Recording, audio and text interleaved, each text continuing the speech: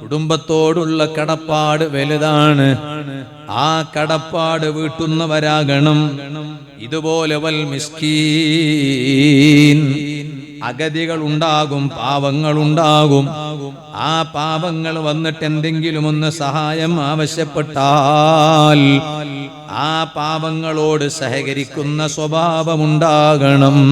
വലുത് തന്നെ കൊടുക്കണമെന്നില്ല, പക്ഷേ വൽ മിസ്കീന, അവരോടും നമുക്കൊരു കടപ്പാടുണ്ടല്ലോ. ആ മിസ്കീനിനോടുള്ള കടപ്പാട് നമ്മൾ കാണിക്കണം. അല്ലാതെ നമ്മൾ തന്നെ ഇങ്ങനെ ദൂർത്തടിച്ച് ജീവിക്കുകയാണ്. ഖുർആൻ പറഞ്ഞു വലാ തുബദ്ദിർ തബ്ദീറാ, നീ ഇങ്ങനെ ദൂർത്തടിച്ചിട്ടുള്ളൊരു ജീവിതം പാടില്ലട്ടോ. ആ ദൂർത്തടിച്ചിട്ടുള്ള ജീവിതം കുറെ കാലം ഉണ്ടാകൂല. മുസ്ലിം വീട്ടിൽ ഒരു കല്യാണം നടക്കുമ്പോൾ ഞാനിതില്ലാത്തതല്ലോ പറയുന്നത്, ഈ പൈസ ഇല്ലെങ്കിൽ തന്നെ എത്രയാണ് ദൂർത്തടിക്കുന്നത്. ദൂർത്തടിച്ച് കല്യാണം നടത്തണമെന്ന് ഇസ്ലാമിൽ എവിടെയെങ്കിലും പറഞ്ഞിട്ടുണ്ടോ? വലിയ സങ്കടത്തോട് പറയട്ടെ, മഹല്ല് കമ്മിറ്റിയിൽ മുന്നിൽ നിൽക്കുന്ന ആളുകൾ പോലും ഇവിഷയത്തിൽ പിറകോട്ടില്ല, മുന്നിലാണ്. അപ്പൊ എന്താ പറയാ, മഹല്ല് കമ്മിറ്റി എന്ന് പറഞ്ഞാൽ നാട്ടുകാർക്ക് മുഴുവനും മാതൃകയാണ്. നാട്ടിൽ മറ്റു വീട്ടിൽ ഇതുപോലത്തത് സമാനമായത് സംഭവിച്ചാലും മഹല്ല് കമ്മിറ്റിയിൽപ്പെട്ട ഒരാളെടുത്ത് ഇതുണ്ടാവാൻ പാടില്ല. എന്താ കാരണം? എന്നാലേ ഇവർക്ക് മറ്റുള്ളവരോട് എന്തെങ്കിലും പറയാൻ പറ്റുള്ളൂ. ഇതങ്ങനല്ല. മഹല്ല് സെക്രട്ടറിയുടെ വീട്ടിൽ തന്നെ ഭയങ്കര ദൂർത്താണ് കല്യാണത്തിന്റെ.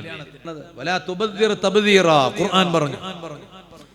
അമിതമായി നിങ്ങൾ എന്തിനാണ് ദൂർത്തടിച്ച് കഴിയുന്നത്? എന്തിനാണ്? കാരണം ഈ ദൂർത്തടിക്കുക എന്ന് പറഞ്ഞാൽ ഇന്നൽ മുബദ്ദിരീന കാനൂ ഇഖ്വാന ശയാത്വീൻ വകാന ശൈത്വാനു ലിറബ്ബിഹി കഫൂറാ.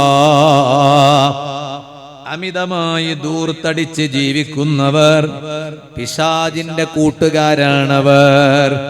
പിശാച് റബ്ബിനോട് നന്ദികേട് കാണിച്ചവനാണല്ലോ. അതുകൊണ്ട് നിങ്ങളുടെ സമ്പാദ്യം ആവശ്യത്തിന് നിങ്ങൾ ചെലവഴിക്കുക, നിങ്ങൾക്ക് വേണ്ടി എന്ന് പറഞ്ഞ ഖുർആൻ.